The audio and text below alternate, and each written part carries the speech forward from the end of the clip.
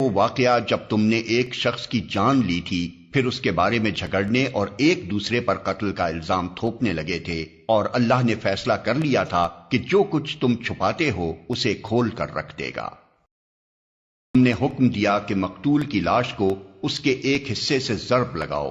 دیکھو اس طرح اللہ مردوں کو زندگی بخشتا ہے اور تمہیں اپنی نشانیاں دکھاتا ہے تاکہ تم سمجھو۔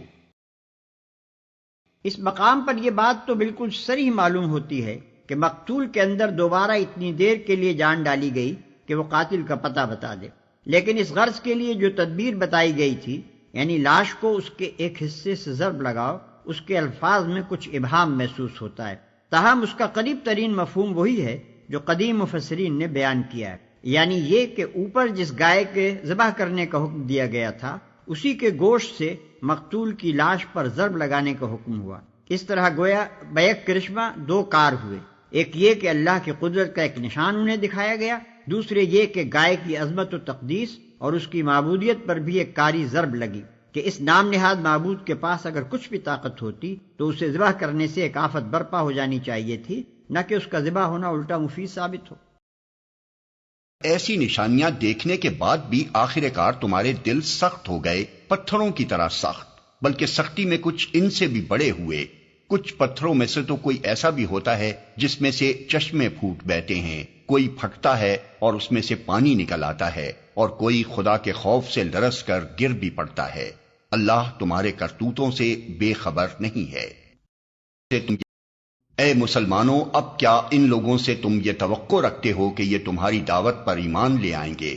حالانکہ ان میں سے ایک گروہ کا شیوا یہ رہا ہے کہ اللہ کا کلام سنا اور پھر خوب سمجھ بوجھ کر دانستہ اس میں تحریف کی۔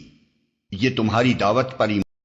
ان نو مسلموں سے ہے جو قریب کے زمانے ہی میں نبی عربی صلی اللہ علیہ وسلم پر ایمان لائے تھے۔ ان لوگوں کے کان میں پہلے سے نبوت، کتاب، ملائکہ، آخرت، شریعت وغیرہ کی جو باتیں پڑی ہوئی تھیں وہ سب انہوں نے اپنے ہمسایہ یہودیوں ہی سے سنی تھی، اور یہ بھی انہوں نے یہودیوں ہی سے سنا تھا کہ دنیا میں ایک پیغمبر اور آنے والے ہیں، اور یہ کہ جو لوگ ان کا ساتھ دیں گے وہ ساری دنیا پر چھا جائیں گے۔ یہی معلومات تھیں جن کی بنا پر اہل مدینہ نبی صلی اللہ علیہ وسلم کی نبوت کا چرچا سن کر آپ کی طرف خود متوجہ ہوئے اور جوق در جوق ایمان لائے۔ اب وہ متوقع تھے کہ جو لوگ پہلے ہی سے انبیاء اور کتب آسمانی کے پیرو ہیں اور جن کی دی ہوئی خبروں کی بدولت ہی ہم کو نعمت ایمان میسر ہوئی ہے، وہ ضرور ہمارا ساتھ دیں گے، بلکہ اس راہ میں پیش ہوں گے۔ چنانچہ یہی توقعات لے کر یہ پرجوش نو مسلم اپنے یہودی دوستوں اور ہمسایوں کے پاس جاتے تھے اور ان کو اسلام کی دعوت دیتے تھے۔ پھر جب وہ اس دعوت کا جواب انکار سے دیتے تو منافقین اور مخالفین اسلام اس سے یہ استدلال کرتے تھے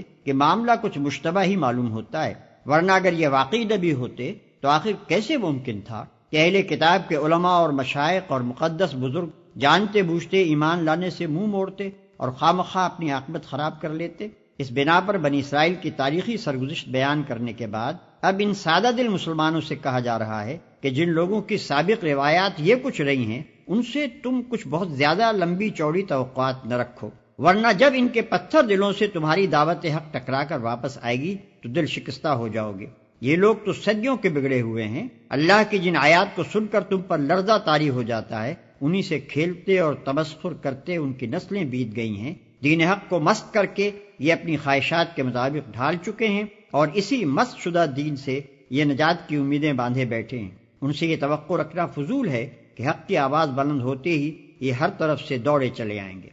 پھر خوب سمجھ بوجھ کر دانستہ اس میں تحریف کی۔ ایک گروہ سے مراد ان کے علماء اور حاملین شریعت ہیں، کلام اللہ سے مراد تورات، زبور اور وہ دوسری کتابیں ہیں جو ان لوگوں کو ان کے انبیاء کے ذریعے سے پہنچیں۔ تحریف کا مطلب یہ ہے کہ بات کو اصل معنی و مفہوم سے پھیر کر اپنی خواہش کے مطابق کچھ دوسرے معنی پہنا دینا جو قائل کے منشا کے خلاف ہوں۔ نیز الفاظ میں تغیر و تبدل کرنے کو بھی تحریف کہتے ہیں۔ علماء بنی اسرائیل نے یہ دونوں طرح کی تحریفیں کلام الہی میں کی ہیں۔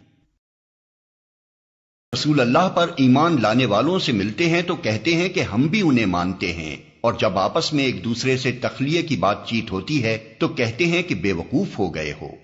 ان لوگوں کو وہ باتیں بتاتے ہو جو اللہ نے تم پر کھولی ہیں تاکہ تمہارے رب کے پاس تمہارے مقابلے میں انہیں حجت میں پیش کریں۔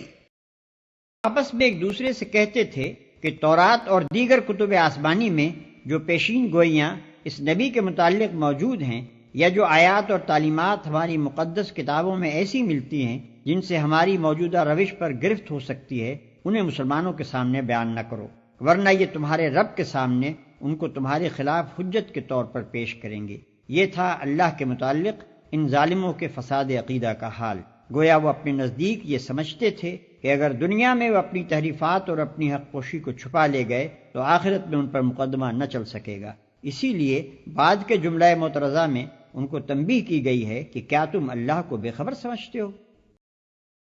یہ جانتے نہیں ہیں کہ جو کچھ یہ چھپاتے ہیں اور جو کچھ ظاہر کرتے ہیں اللہ کو سب باتوں کی خبر ہے۔ ایک دوسرا گروہ امیوں کا ہے جو کتاب کا تو علم رکھتے نہیں، بس اپنی بے بنیاد امیدوں اور آرزوؤں کو لیے بیٹھے ہیں اور محض وہم و گمان پر چلے جا رہے ہیں۔ یہ ان کے عوام کا حال تھا، علم کتاب سے کورے تھے، کچھ نہ جانتے تھے کہ اللہ نے اپنی کتاب میں دین کے کیا اصول بتائے ہیں، اخلاق اور شرع کے کیا قواعد سکھائے ہیں، اور انسان کی فلاح و خسران کا مدار کن چیزوں پر رکھا ہے۔ اس علم کے بغیر وہ اپنے مفروضات اور اپنی خواہشات کے مطابق گھڑی ہوئی باتوں کو دین سمجھے بیٹھے تھے اور جھوٹی توقعات پر جی رہے تھے۔ بس ہلاکت اور تباہی ہے ان لوگوں کے لیے جو اپنے ہاتھوں سے شرع کا نوشتہ لکھتے ہیں، پھر لوگوں سے کہتے ہیں کہ یہ اللہ کے پاس سے آیا ہوا ہے تاکہ اس کے معاوضے میں تھوڑا سا فائدہ حاصل کر لیں۔ ان کے ہاتھوں کا یہ لکھا بھی ان کے لیے تباہی کا سامان ہے اور ان کی یہ کمائی بھی ان کے لیے موجب ہلاکت۔ تھوڑا سا فائدہ حاصل کر لیں۔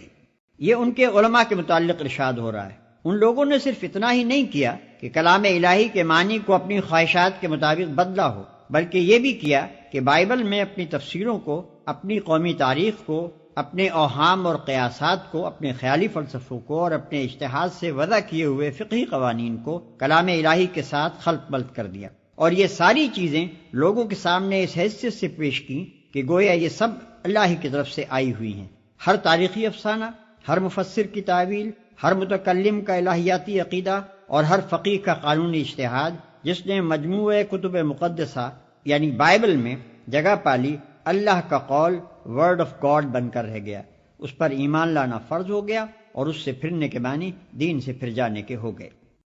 وہ کہتے ہیں کہ دوزخ کی آگ ہمیں ہرگز چھونے والی نہیں الا یہ کہ چند روز کی سزا مل جائے تو مل جائے۔ ان سے پوچھو کیا تم نے اللہ سے کوئی عہد لے لیا ہے جس کی خلاف ورزی وہ نہیں کر سکتا؟ یا بات یہ ہے کہ تم اللہ کے ذمے ڈال کر ایسی باتیں کہہ دیتے ہو جن کے متعلق تمہیں علم نہیں ہے کہ اس نے ان کا ذمہ لیا ہے، الا یہ کہ چند روز کی سزا مل جائے تو مل جائے۔